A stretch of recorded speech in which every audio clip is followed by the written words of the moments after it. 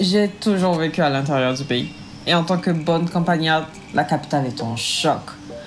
D'un côté à cause de l'air qui est aussi lourd que de l'eau, et de l'autre à cause des habitudes des gens.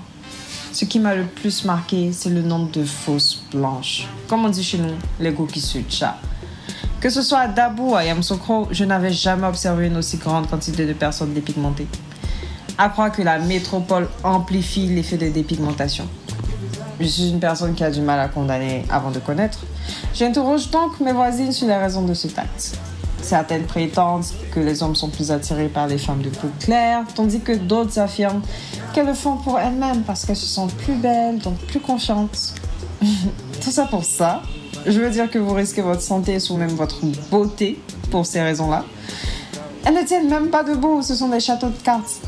Mais ce qui me fait le plus de peine, c'est que la dépigmentation est une insulte au combat de nos aïeux.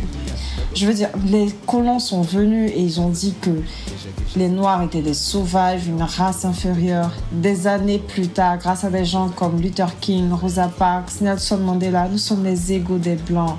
Nous sommes indépendants. Enfin, sur le papier. Nous sommes reconnus à présent comme des êtres qui ont autant de valeur que les autres. Revenons-en à la dépigmentation. Pratiquer cet acte prouve que vous vous sentez mal dans votre peau de noir. Alors que des gens ont perdu la vie pour que vous puissiez revendiquer cette couleur de peau. Est-ce que vous voyez le paradoxe? Je veux bien comprendre, mais je ne comprends pas. Être noir, c'est avoir une histoire tellement riche et forte. Je ne dis pas que se dépigmenter la peau vous départit de cette histoire. Non, je dis juste que quand tu connais réellement et profondément la portée historique de qui nous sommes en tant qu'Africains, c'est ta vision du monde qui change. Et souvent, tu as juste envie de te tcha, mais à l'envers.